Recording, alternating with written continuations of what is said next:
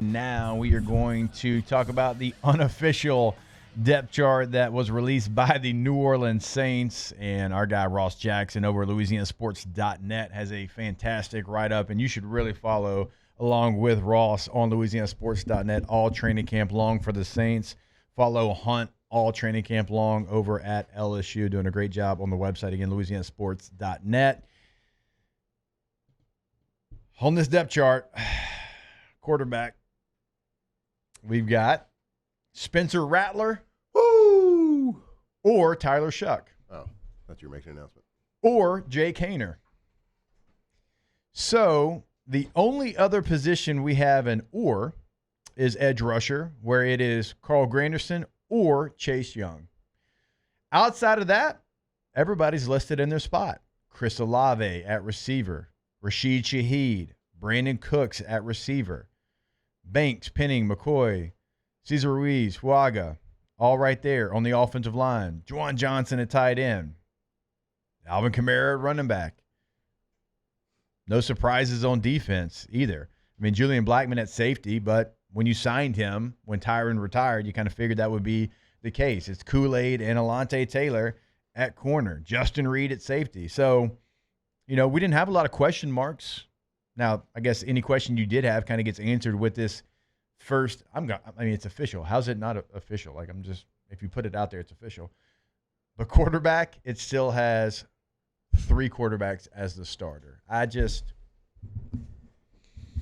The process has to speed up. It has to.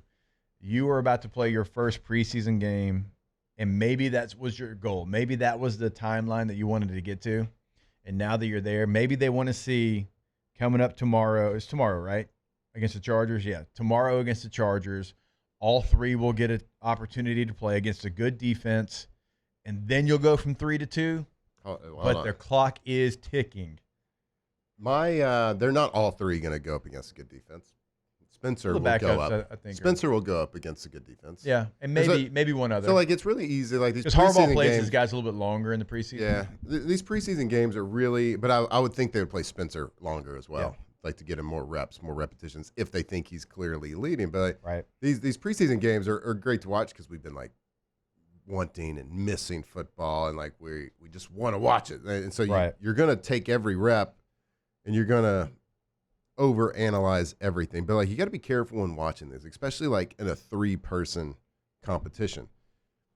What Spencer Rattler, of course, he's going to have better guys around him. But I can tell you, in the second half of preseason games, which is usually when your 2s and then the 3s and the guys fighting for spots are going in, you might get Jake Haener coming in 3rd in the 4th quarter, and he's got the best stats of everybody. Yeah, you have to be really careful of how you make a analysis of that as a fan. Be well, Jake Haener threw for 100 yards in the 4th quarter, a couple touchdowns. I can tell you, everybody's wide open in the 4th quarter in preseason games, and this is from experience from a guy that wanted to play in the first half more. Yeah, but I played in the second half a lot. Yeah. And I made a lot of hay in the second half. I led the NFL in preseason rushing yards my rookie year because I was going against Uber drivers.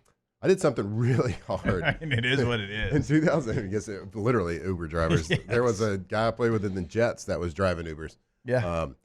He in 2010 preseason, I was starting that game, and I think it was week 3, the 3rd game of the preseason. I think maybe it was the 4th. Can't remember.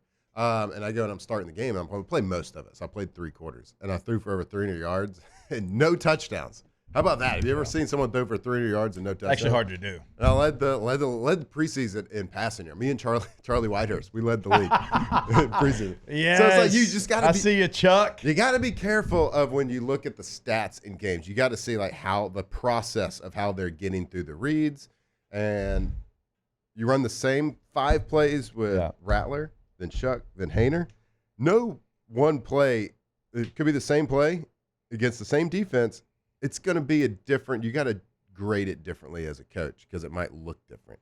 The way a linebacker plays, is he going who is he going against? It just looks this. So you have to judge it based on the process and how things looks and the progressions and the comfortability that quarterback's showing, not necessarily completion percentage. It's a gauge, It certainly is a gauge because if a guy's open, you got to be able to hit him. You got to be able to find those guys. And if you're not, it's an issue. And so it's certainly a gauge, but it's not the overall judge. So just be careful, like watching these games, and just know that Spencer's going to be facing the number one defense. Of course, I get it. Y'all are going to say he's got the best guys around him. I get that too. Right. It's just different.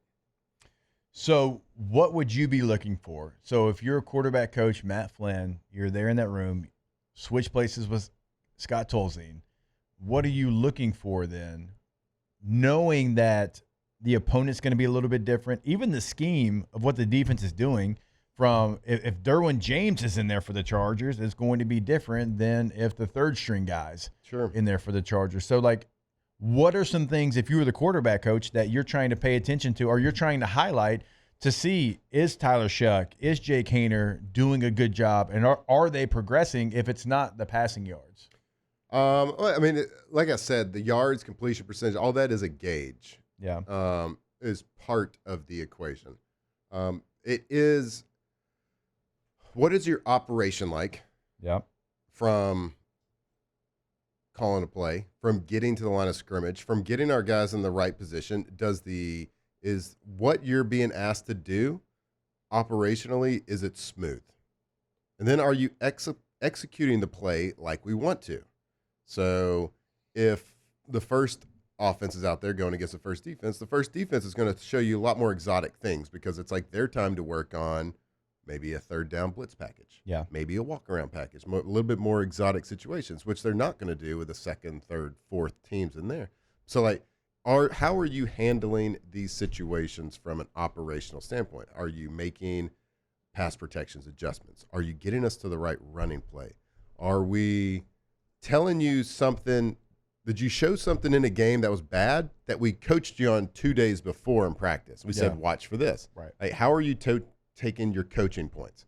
Like, things are going to, it's preseason. Everyone's going to make mistakes. Quarterbacks are going to make mistakes. They're going to make bad reads. They're going to make, it's just going to happen. But are you doing the things, are you making sure you're cutting out the mistakes and taking our coaching points? And then after that, once the ball snapped, how comfortable are you working our offense? Going through the reads, going through the progressions, how comfortable are you in the pocket? And then, of course, at that point, you're talented. You're in the NFL because you're talented. You can make all the throws. You can run. You can scramble.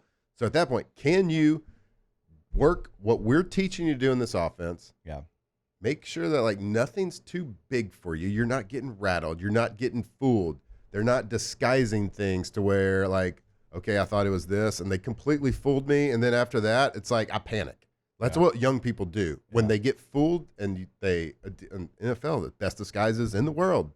Like you have, and Spencer with the ones is going to face better disguises than Chuck is with the twos. Right. And he's going to face better disguises than Haener is with the threes. It's just the way it is. So you have to look at all that.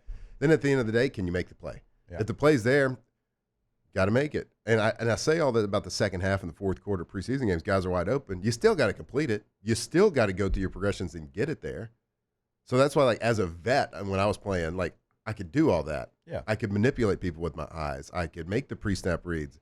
Like, usually a younger quarterback is on the same page as everybody else in the second half and in the fourth quarter. So you don't have those. But, like, when you start seeing veteran quarterbacks play in those situations, that's when you're like, okay, there's a big difference here. And so hopefully Spencer is that type of guy where he is but that's what I'd be looking for. It's not just one thing. It's not just two things. It's not just three things. It's how are you handling the whole package from what a quarterback does. And most of it is operationally. It's your comfortability. And at the end of the day, things cannot be too big for you. You cannot panic when things go wrong because it's the NFL. There's 17 weeks. There's playoffs. Those guys are really good on the other side of the ball. Things are not always going to be great. Everybody's got a plan until you get punched in the face. That's a famous saying. In football, you get punched in the face all the time. You win a rep, you lose a rep. True. You win a rep, you lose a rep. You try to win more than you lose, but you're going to lose reps. Things are going to happen. Things aren't always going to be perfect. How do you react? And when things don't go your way, when you do get punched in the mouth, let's make sure it doesn't turn into a turnover. Yeah. And let's make sure one turnover doesn't turn into two turnovers. So that's how I would do it. One interesting note on the depth chart. It's a great breakdown of quarterbacks, and we'll see how they play against the Chargers. Again, coming up tomorrow night, I go to the running back position because is it kind of wild that they're going to California to play, but they're not practicing with them? I think they're staying there though and practicing afterwards though. Yeah. So usually when you go normally off you campus go practice. to practice at like a different state off location, you have usually a joint practice leading up, the joint practice leading up to the game. Yeah, which is awful because it's like, guys, I've gone against this guy for a week. We fought 3 times and now I got to go play him.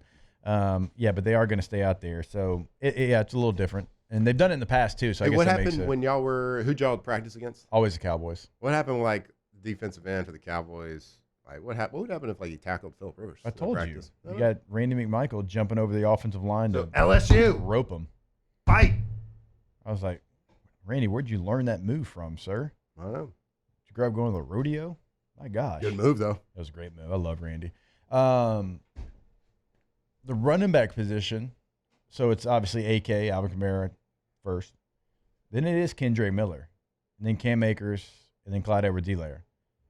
And then you got Jones, and you got Neal behind that. Kendre Miller continues to get opportunities. And we talked about this yesterday. And I get it. The flashes must be incredible. Because the day that I went, there was one running back that lost in one-on-ones, and it was him. All right? And he's battled through injuries. He's had confrontation with the head coach at the time, Dennis Allen. And I know that he's had flashes because he continues to get opportunities. A lot of times when you're going into year 3 and you haven't done anything and you're a third-round pick, they've already forgotten about you. You're somewhere else. This preseason for him is monumental. This is it. It has to be. Better flash, right? Like you have to flash in this game against the Chargers and in the preseason because they've got 2 veteran backs that are right there behind you. And also you've got Jones who can be your special teams guy because Kendre Miller's not on teams. He doesn't have a lot right now built up in equity. Like he's not on teams? I never seen him on. He's not running. He's not the R5 on kickoff. I've never seen him. You better be doing this in meetings. Be like, hey, can I get on kickoff? Right. So this preseason is big for him.